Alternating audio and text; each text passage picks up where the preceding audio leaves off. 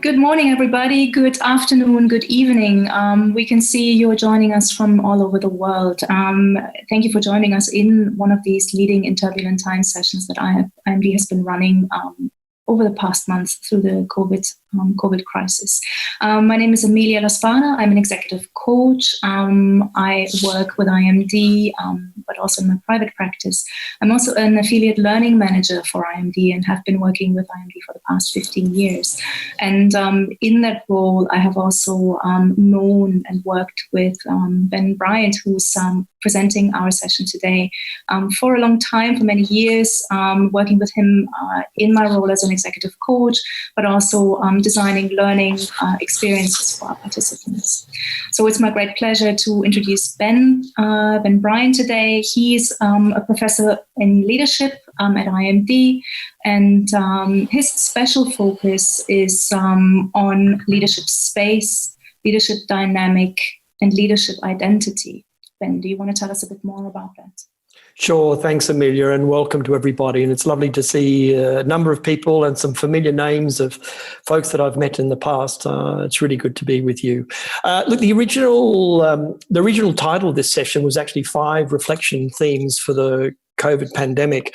And it was originally scheduled to happen at the beginning of April, but unfortunately I myself was taken down with virus and was couldn't work for a month and recovered, took another month to recover. So I'm sorry for those of you that this was postponed. And in that month or 2 months, I've increased the number of reflection themes to 6 from 5 because things change and things happen, and I've been doing my own reflection. And as Amelia said, this session's about leadership identity. There are many aspects of leadership we could talk about and that we could cover in this session. But the thing that struck me about the pandemic and the lockdown and the health issues that are associated with it was largely around this is a life-changing event. And so what I'd like to do is just walk you through some thoughts and some presentations about what does the pandemic mean for you, and what does it mean for your leadership?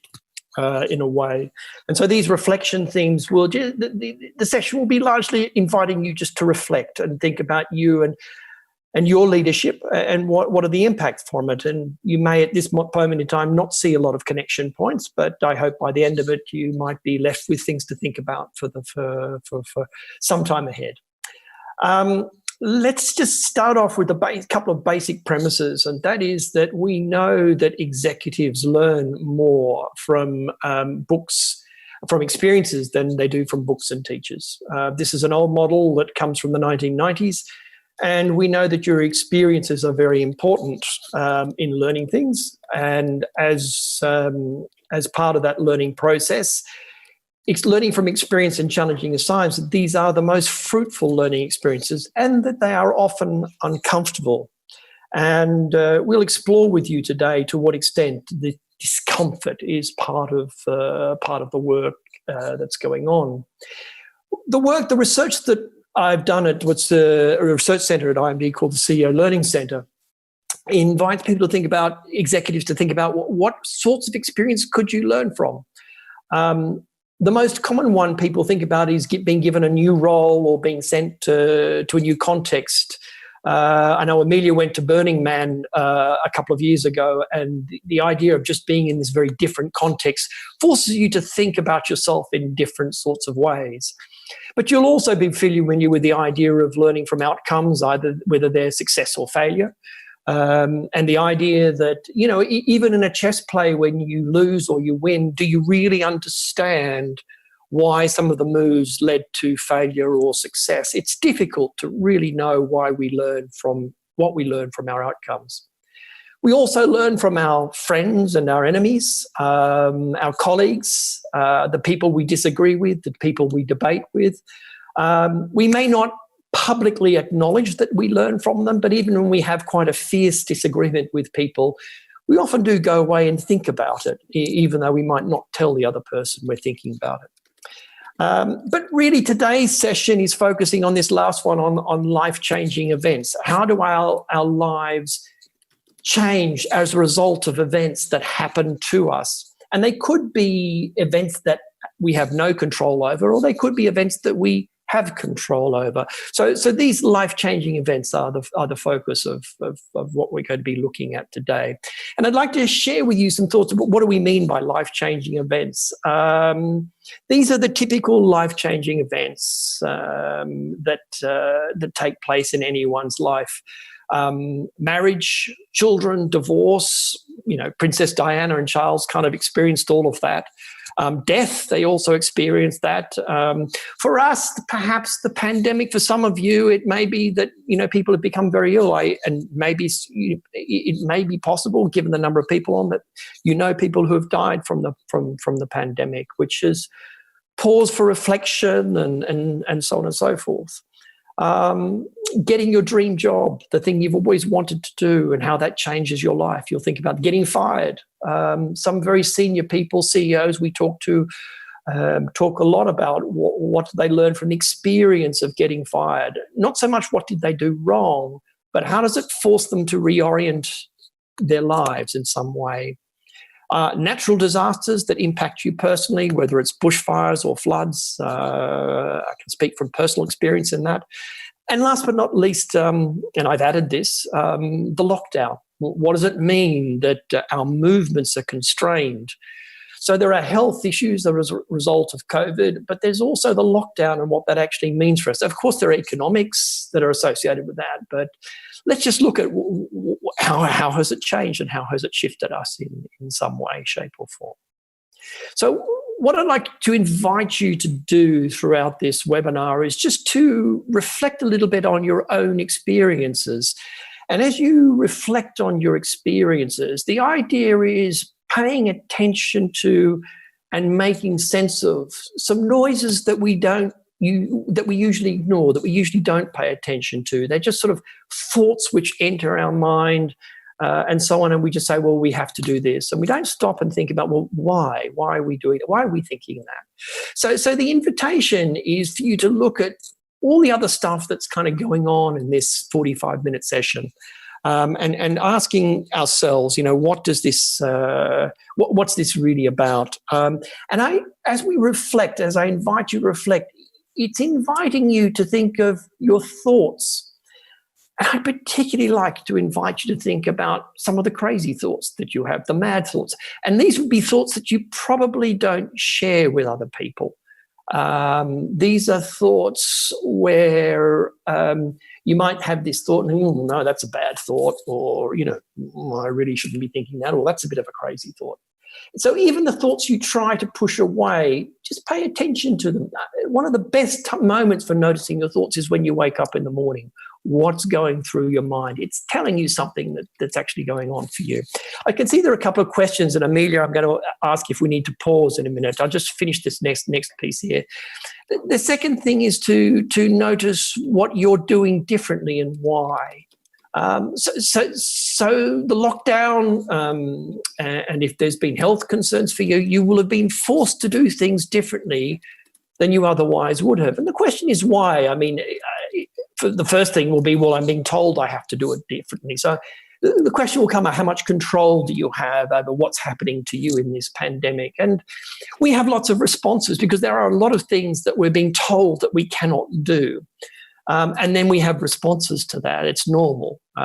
So what does this mean about starting to notice, well, what are the things that you're going to do different? So I'm going to talk you through this and just get you to stimulate you perhaps into thinking how you might do this. But Amelia, do we need to stop and just take a couple of questions, or shall we keep going? Yeah, so we do already have a couple of questions, and I think one is very relevant to this particular part of the crazy thoughts, which is about how to embrace our vulnerability. And the question is particularly directed at this, like surviving in the VUCA landscape, which presents itself, of course, more fiercely than it has ever before. We've been talking about VUCA for a long time, of course, and but this is something that affects all of us. So what do we do? How do we embrace this vulnerability that we feel right now? Yeah, so I think that's a very important.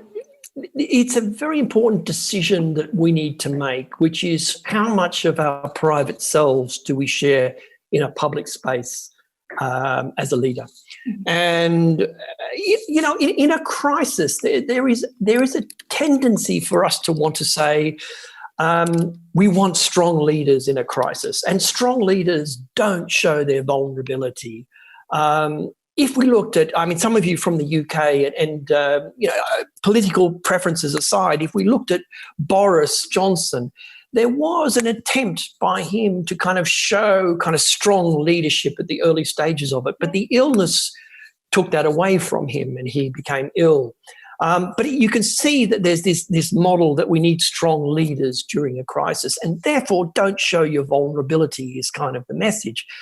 And yet I wonder about that. But it's a very interesting question, the public-private debate. For this session, we're going to focus very much just on a very private self. And the decision as to whether you should show this vulnerability is something we might come to at the end of the session as well. Thank you. Another thing that we see happening right now is in terms of life-changing events, and one in particular was picked up this morning by Jean-François Manzoni, the IMD president, which is the unrest and the theme around racism that is happening, coming up now all over the world, in particular in the US, but also the question of life decisions and what kind of life decisions we make here. But I do also know that you will address some of these things and how they affect us a little bit later on. Sure, I think the Black Lives Matter and racism is another potentially life-changing event for all of us to stop and think, well, what do we need to do differently? At all points, and we could certainly address that further down in the session. So look, I know there are other questions, and I can see there are quite a few. We won't have time to do all of them. We'll move on a little bit and just talk about what particular life-changing events. So I'm going to invite you to reflect on some of your life-changing events, and in particular focus on the pandemic. And we tend to have these life-changing events at various times through our lives, marriage, children, divorce, whatever, dream job, etc. All the ones they tend to go on. What I'm going to invite you to do is to sort of think about some of those things, but also look at what cuts across all of them and how do they evolve you as a leader. Because all of these events do evolve you. And I know this, some of you I've worked with on the Executive MBA program. And the last piece of work we do is to kind of just start examining how these events actually start shifting the way we show up as leaders. So they affect all parts of our leadership. And what I'm going to ask you to do is to just think about how do your life's wants and needs shift over the course of your life, and to what extent do life-changing events affect that? Because if you shift your life, your wants and needs, let's say I have a need for lots of money, and then my father dies and I start to realize money's not everything. And then I might show up very differently in the way I take up my authority with the people that I work with. So all of these things are connected in some way. So what I'd like to introduce you to is just a simple framework around what life's wants and needs are. And I'm going to start with the blue on the left-hand side at the bottom of the left-hand side, which is comfort and our desire to limit stress and safety. There is a part of all of us that wants to limit the stress that we feel. I mean, some of us deliberately go out seeking stress. We take lots of risk and we avoid safety. But there's another part of us that likes to live with a sense of comfort. And this is the part of you that likes to think about, am I earning enough money? You'll think about your pension, for example. You'll think about your life insurance policy. You'll think about, do I have a stable home? Will I have a home when I retire? How much money will I have when I retire? These are the sorts of thoughts we'll start to enter in. And so these are the kind of the safety elements that are in you. But it actually could be something which your stage in life is not very important to you at the moment. The second need and want we have is we all need structure, routines, and rhythm. And in a minute, we're just going to explain, because COVID and the lockdown is a very good example of exposing this need in all of us. We do all need it, and then we start to take these routines for granted. But most of our life is, in fact, routines. If we don't have our routines, we start to get a little bit lost. So they're a need, but, there might be for some of you not something that you want more of. But a large part of our ability to lead is driven by the fact that we have routines, we look for no surprises. CEOs often say to me, one thing I expect from my team is no surprises. I mean, it's extraordinary. At the very tops of organizations, we want no surprises, but that's because there's so much at stake. Another need we have is the need for belonging and inclusion, attachment. We need to attach somewhere. So it's not just a feeling of, these are my friends, but do I feel attached to them in some way? What would happen if they were separated from me? Would I feel them lost? And to what extent do we seek those things out? And to what extent does COVID's been a very interesting experience around this? The lockdown has meant, yes, we're attached, but actually, have we become more attached to our family right now rather than our work? Have we let go some of our love for our company during the COVID because we've actually found being surrounded by a family is such a primary attachment? And perhaps the complete opposite has happened for you, that actually I'm surrounded by my family and I've realized I can't wait to get back to where I really feel like I belong, which is my work. And I know that's not a particularly nice thing to say, but I've been studying executives' lives for a long time, and I know this is what happens. We all have moving around to the right-hand side of the red, we all have a need for recognition, for winning, for achievement and status. Consultants and academics have a very, very high need for this. This is what drives us. And the two red dots are really about our ego. This is how I get my sense of self-worth. My sense of self-worth comes from presenting, from teaching, and from writing research papers where I get cited and recognised. So this is a very important part of my life. It might be less important for you because perhaps what's more important for you is the other red dot, which is power and responsibility, the desire to control resources. And again, these things are very interesting during COVID because, has our authority and our responsibility been diminished in some way by the current pandemic? And what does that mean for us? And last but not least is the idea of maturation and growth and development, that we all have this desire to grow and to learn at some point, and we sacrifice that because in order to grow and development, well, perhaps we might be vulnerable and perhaps we might expose parts of ourselves. So what I'm going to ask you to do here, and I can see there are quite a few questions coming in, but I'm just going to pause for a minute and just ask you, look, imagine you had to allocate 600 points between these 6 needs and wants. Just imagine you had to do that. And what I'm going to ask you to do is to allocate them so that which ones are more important to you than the others. So and I would invite you to do this. I'm going to ask you to do this twice. First, do it as if you're at January at the beginning of this year, January 2020. And let's say you start with 100 points in each one, but move some up. But if you move one up, so if you move recognition and winning up to 120, something has to go down by 20. Yeah, so just sort of think about that. And this is pre-COVID. The total always has to equal 600.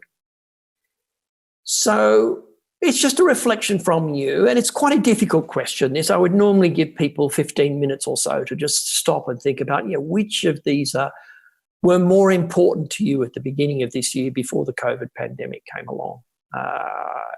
And by importance, they're the things that you seek, the things that you get fulfilled by, the things that you want in some way. All right. Whilst you're doing that and thinking and reflecting, I'm going to ask Amelia to let me know if there's some questions we should pick up.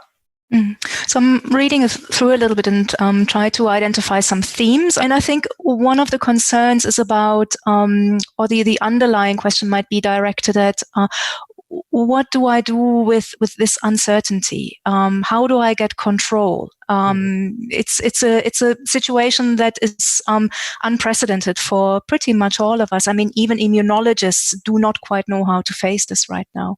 Yeah. So what do we do with that? Yeah. I mean, we're going to come to this, but I'm happy to. What's important here is we just have a general discussion about these things, about the need for control. Because certainly control's been taken away from us in some way. You have to stand 2 meters. You don't have a choice who you sit next to anymore. I don't need to go through the list of things of control that's been taken away. Now, a typical response to a loss of control is to find control somewhere else. Yeah, so you'll find something else to control that you do have control of. And that will reduce your anxiety, because the uncertainty that COVID brings an anxiety with it. And then we have to manage that anxiety. So if the anxiety gets too much, you start thinking, all right, I'm going to start taking control of some trivial things. And you might start controlling your children more. You might start controlling your partner more. You might start taking over the kitchen and doing all sorts of things, because that's your way of taking control back over what's in. I can think of some families where actually the arguments and the fights have descended into who gets access to the car, because that's the level of control that we need. What's interesting about this is that many of us are probably sitting back and saying, I don't quite know what's happened, but I don't think I'm too worried right now. Things will kind of play out and it'll be okay. I'd be careful of that. This is where I'd be paying attention to things like, how well are you sleeping right now? I have lost track of the number of people who've said to me, I'm not sleeping very well. And that's the mind trying to deal with the anxiety that's coming along. And so what we might do is we might try and find other sources of comfort. So we give up the power and responsibility and we come towards comfort and find comfort in some way. And how can we actually do that? But this is exactly how a life-changing event like a pandemic or a lockdown will shift our leadership in some way. And a very specific question that has come in around allocating the 600 points is, and it's not a surprise really, but where do you place health?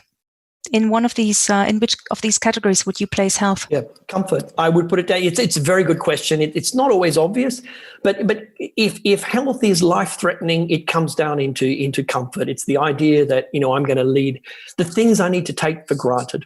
And so if health has become very important to you, it certainly has for me. My experience of my 2 months of virus, I lost 10 kilograms of weight, and I've just realized this is my opportunity to get my health in order.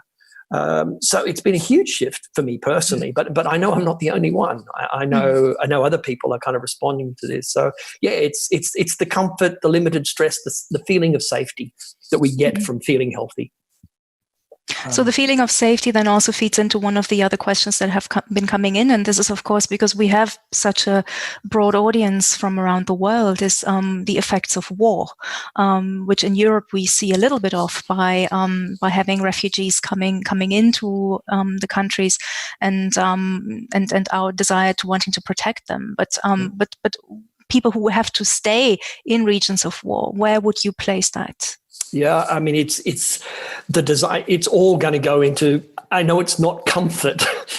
You wouldn't describe it as comfort, but you would describe it as safety. And the unfortunateness of having to spend all of your resources, all of your mental resources, just making sure you're safe, is something, of course, which we in Europe and America and in other countries take for granted, that we don't actually have that as a daily concern. But if you have that threatened, all of your resources will go into that, and you will sacrifice the desire for power and recognition. These things become completely unimportant to you. So it's nice to have these extreme examples, although I'm very sorry for those folks who are living through that. I might move on, Amelia, if I may. Is that okay? Yep. Sure. So look, as you think about, this might be what your graph looks like, and it might be completely different. This is what it looked like in January. The question, and we've been alluding to it already, is, so what does this mean for COVID in some way? How do we kind of manage these different themes through the COVID pandemic in what we're doing, and how do we prioritize them? Have they shifted? And another question that will come up is, are we shifting from one theme to another, one need and want to another, through our own choice, Or are we doing it because we have no choice? We just have to do that. I mean, I know from my perspective that my opportunities for achievement and recognition have gone down. I have to let that go. But I do know some of my colleagues at IMD have really stepped up and are really supporting Jean-Francois Manzoni in terms of taking IMD forward. I'm not one of those people, but other people have seized this as an opportunity, and wonderfully so, to create a very, to deal with the crisis. So there is this thing that some people will step up in the crisis and take up their power and responsibility, but others of us will sit back and say, I'll let other people do that and deal with that. I'll let them have the responsibility to do that. And so, because we'll be directing our attention and our energy to minimizing our stress, or to making sure that we still got money, or that we still got a job, or so on. And maybe we'll be developing new routines, and perhaps we're realizing that family is more important to us, and so on. So I would like to come back now to the COVID situation, and just simply say, what does it actually look like, and what does this spread look like at some level? This is the typical profile of a high achiever. That a high achiever, generally rates a CEO, generally rates their security needs, the blue dots, fairly low. And most of their needs go into recognition and power. And a little bit goes to growth. Interestingly, the more senior you are, the less you focus on growth. And the more you need to focus on power, okay? Now, I'd like to just contrast this, because this is where we get to the COVID discussion and the pandemic and the lockdown. Its effect is, look, this is all going to shift as you travel through life. When you get towards retirement, this is what this graph will look like. This is my mother, who's 93 years old. Everything is about comfort, making sure that she's got the right amount of money and so on, because she can't earn money, making sure that, routines and processes are in place that she can follow, and a sense of belonging that's in there. Recognition, power, almost irrelevant, and the feeling of growth. Now, that doesn't mean to say that, she doesn't have needs for those. They are, but the primary needs are towards that. So as you can see, our needs and wants do shift as we travel through life anyway, whether we have a life-changing event or not. The question now is, as we look at the COVID pandemic and the lockdown, how have things changed? And this is where you have to come back to your reflections. It's like, what are you actually doing differently right now? What questions are you asking? What are you trying to hang on to, and what are you letting go of? So I'm going to give you some examples here just to stimulate your thinking, some thinking that's around this. Many people have said to me that since the pandemic, they've spent more time thinking about, will I have enough money in my retirement? Will my nest egg be big enough? What will happen if I lose my job? What will happen if my organization fails? In other words, they wake up in the morning and they're thinking these things. And then they think, oh, it'll be okay, which is sort of like a coping mechanism. It's an avoidance mechanism. It's a defense against, like, that's an unpleasant thought, so I'll just get on with things and get on with my day. But it's interesting that anxiety is probably there in some way. What happens if I get fired, as opposed to what if I should resign? And so on. So this is how it might be. Now, I said earlier, the structure, routines, and rhythms, the no surprises aspect of our needs and wants may also shift during COVID. In fact, they almost certainly have if you've been living in a lockdown. And so you've probably found you've invented some new routines. It's probably one of the first things you did. And perhaps some of you did none of that. Some of you just said, no, I just get up every day and I'm not quite sure. I just let the day take its own course. But most people I speak to are saying things like, look, I've had to reinvent new routines. My wife and I go for a walk every day, and we've never done that before. My social media account is overloaded with people who are suddenly baking bread. I mean, goodness knows why, but they're finding more time to be in the kitchen, and bread is the thing, apparently. Now, that might also be a bit of belonging and inclusion, wanting to join the social media piece. But you see, in the absence of my old rhythm, and I was the person who traveled a lot. For IMD, I would travel and I would teach different groups all the time. Yes, but I had rhythms. I had routines which I followed. And the absence of those routines means I've got to find someone. Now, you might think, oh, well, that's just a change thing. Very subtly, when we change what we do, we change how we think. And so it's possible that the rhythms and the routines that are shifting are starting to also change the way I look towards belonging and attachment and inclusion. Because my routines are no longer work-based, perhaps my routines are saying, well, actually, here's what matters. And that might prompt me to ask questions of, how much longer do I want to keep working if family is the most important thing to me, etc. So when we look at the belonging and attachment and inclusion, what I'd invite you to think about is perhaps your work organization and then your intimate and close family.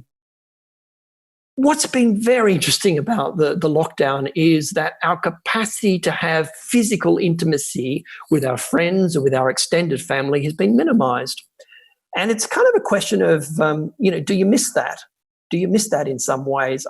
I watched a very good talk by Alain de Botton yesterday, and he was basically saying, the beauty of the pandemic is now I can legitimately spend more time alone. And perhaps some of you have found that rewarding, and perhaps some of you have found that stultifying and debilitating in some way. So we all react to this in different ways, but I'll be astonished if, what you do around the feelings of belonging, which will be partly what you do, but also partly what you feel, have not shifted. I mentioned earlier about recognition and winning and an achievement and status. And I said, look, for many of us, our opportunities to be recognized and seen have been minimized to quite some considerable extent. I look at Zoom screens with 100 faces on it and I think, wow, there's no way for me to stand out here. So what kind of happens to our needs for recognition? Are we getting seen? And one of the things I start to notice is that, particularly in virtual work, is I hand a lot more work over to the teams, the coaches that I work with, because it's just too difficult for me to stay in the center. And so the question is, do we need this kind of heroic leadership? Do we need someone who's in the middle kind of thing? Or actually, is it actually giving us all a chance to kind of be seen, to distribute the recognition in some way, to distribute achievement? And a similar sorts of things with power, responsibility, and control over resources. As I said earlier, some of my colleagues are doing a fantastic job actually stepping up to the plate, and because we do want people to feel responsible that they're going to get us through the crisis. But does that then mean the rest of us kind of sit back and say, okay, I'll follow and I'll do whatever you want, and so we'll be more obedient? Which means we don't feel responsibility, because when we're obedient, we're passing responsibility to the person who has the authority. And last but not least, I heard many people saying, yes, I'm learning and I'm using the break to learn a new language and to develop and grow. And I think that's a very interesting thing to do. But I come back to the 70-20-10 at the very beginning of experiences and say, you will probably learn more by reflecting on your experiences through this pandemic in some way. So what I'd like to invite you to do is to, there's a poll that Amelia's going to ask me, and I'm going to ask you, all of you, if you could take part in the poll, just because I think you'd all be curious, what do you think, which of the 6 wants and needs have become more important to you since the start of the pandemic and lockdown? It's not asking you what's the most important. It's simply asking you, where's the biggest delta been? In other words, I didn't care about money, now I care about it all the time. Yeah, and so on. And just seeing what people feel like is the biggest delta here. one of the questions has also been directed at, when we look at these different categories in the 600 points, it was around is there such a thing as a systemic 600 points? So to say, for countries, how do countries shift, perhaps governments shift perhaps their focus now as a result of this pandemic? Will it shift values? Will it shift governmental decision making? Behavior of governments?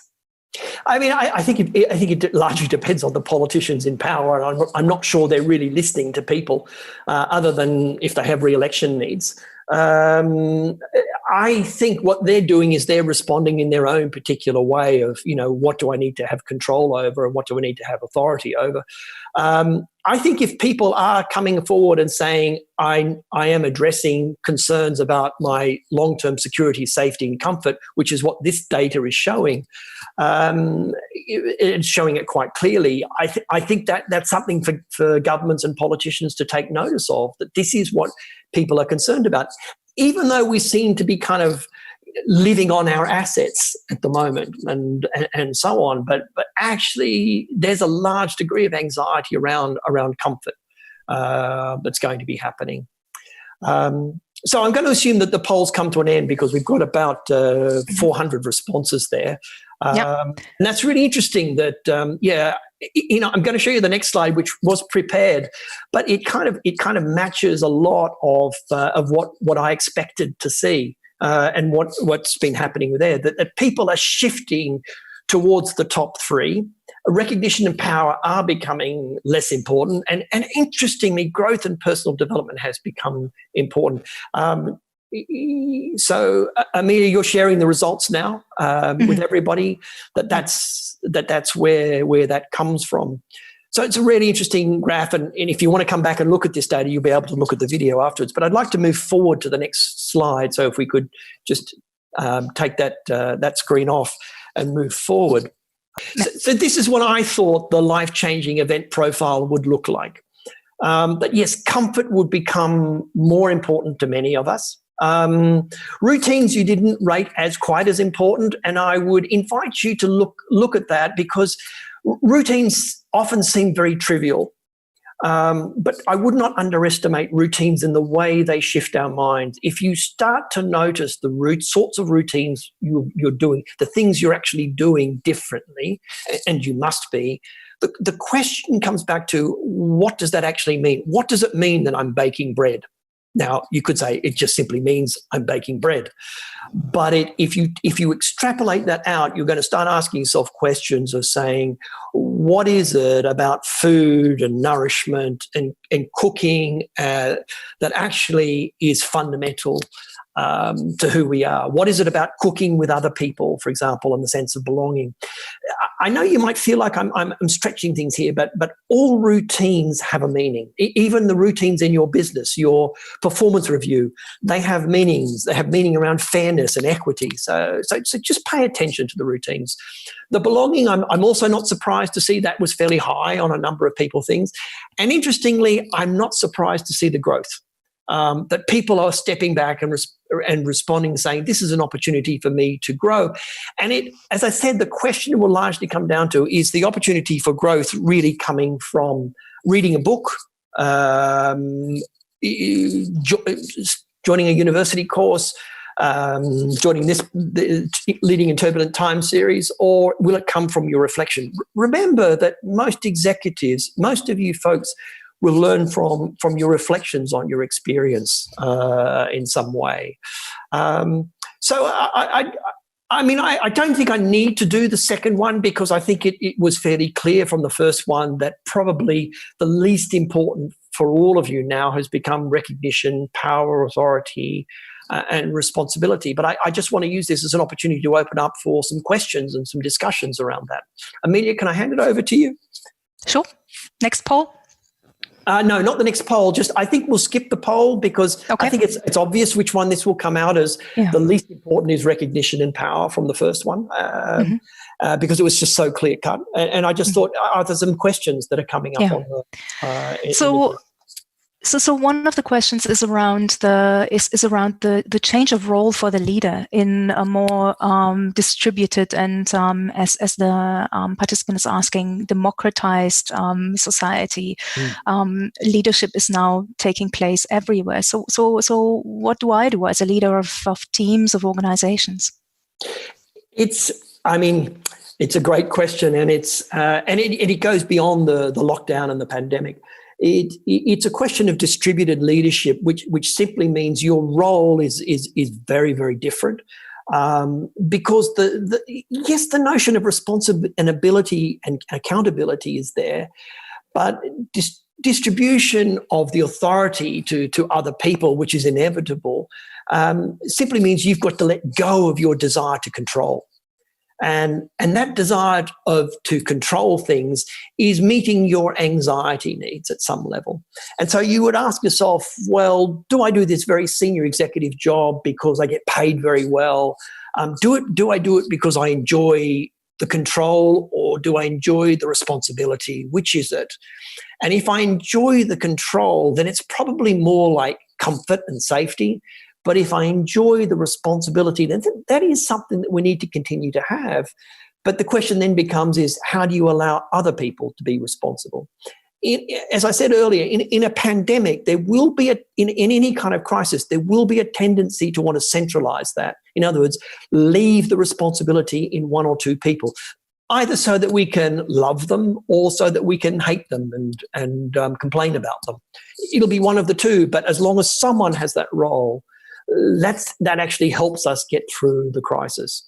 So the crisis will have sort of all sorts of conflicting consequences on organizations and leaders in their roles, and you just have to pay attention to all of that. So some people are asking further then, if I can't be seen, or if I can only be seen on Zoom, will I still be seen as a leader?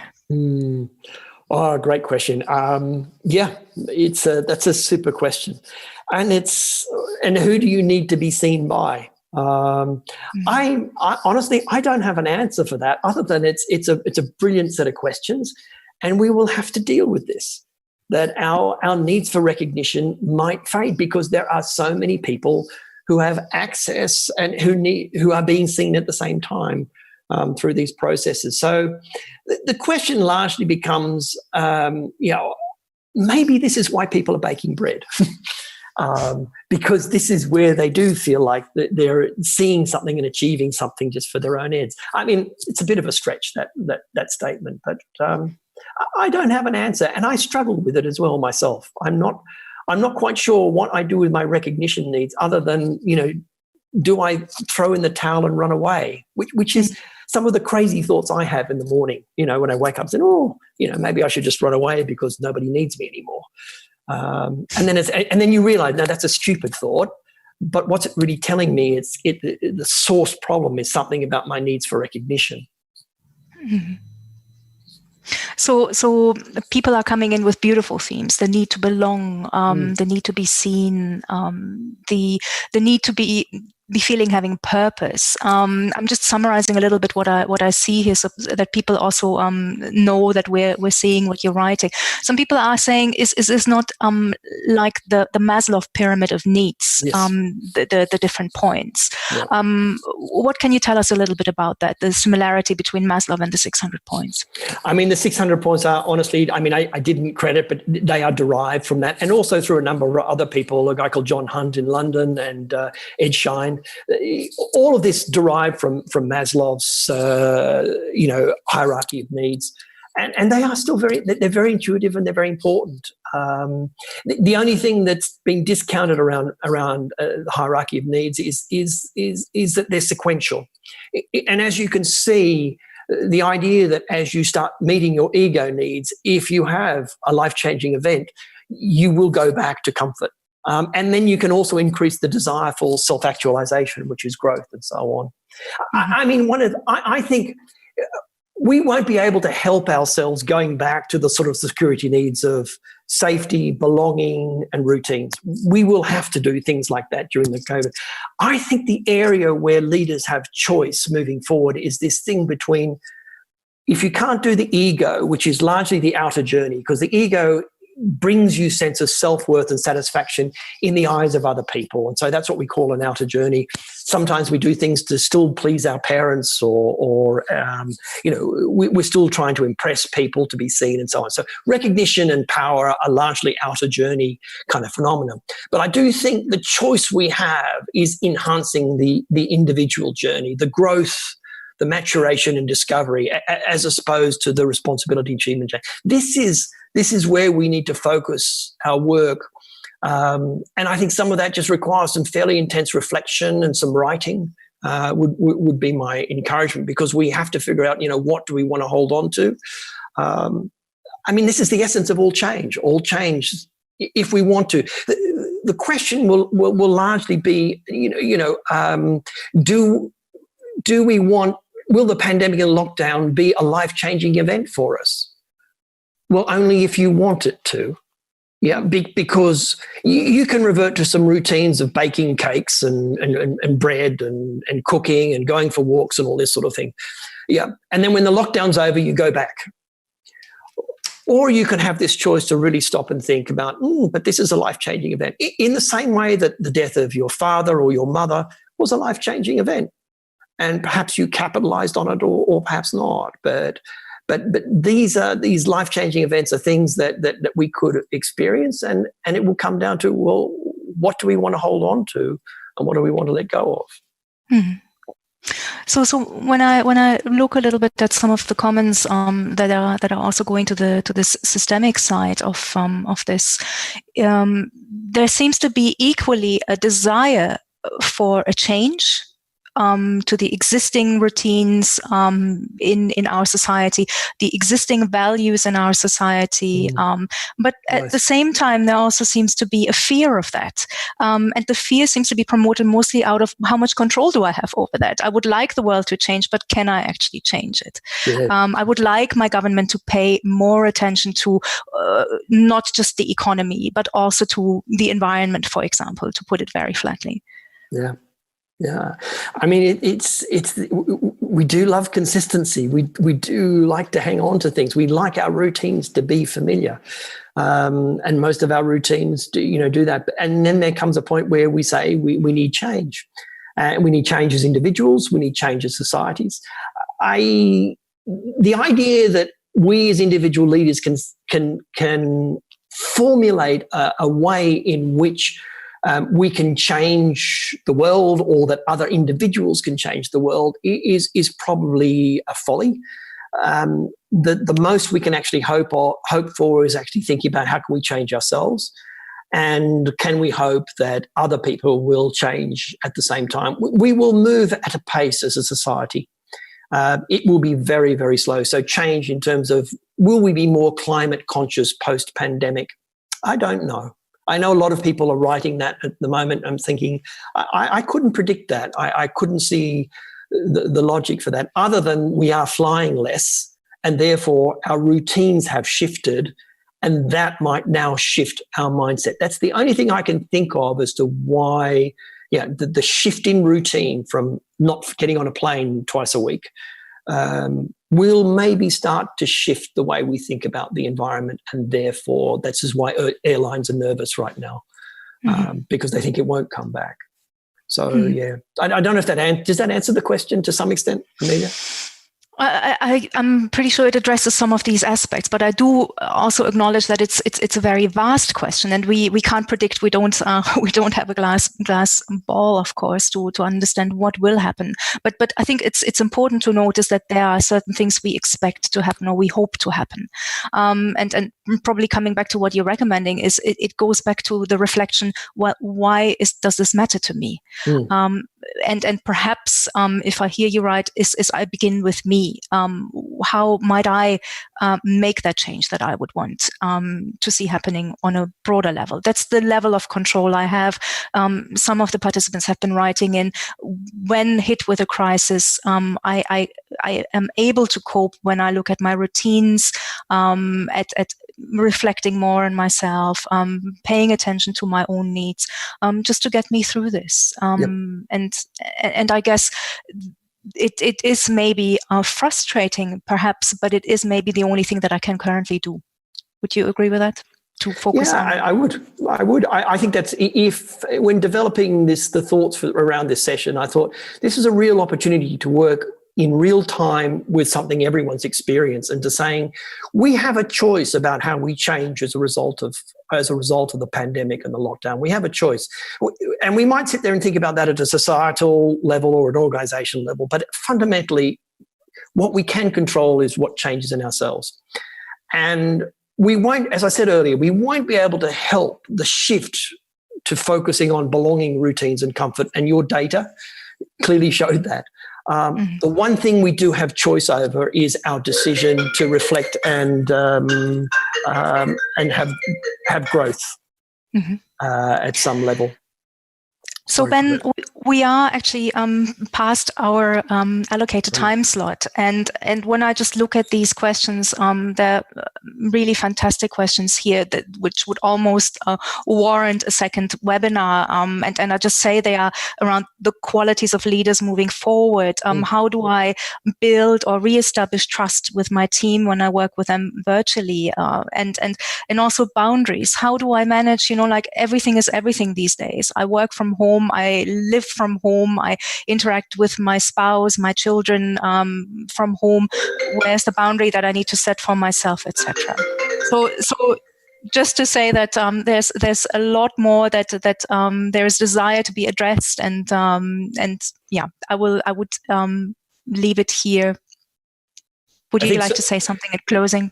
No, I would, and I really I will take some time to look through all the questions. And although I won't have your email address, if you care to send me the questions, I'd be very happy to take time to respond to the questions and that people have. If you'd like to send an email, thanks. I'd just like to thank everybody for participating, and I hope you're taking something away that's given you some thoughts about the next stages of life.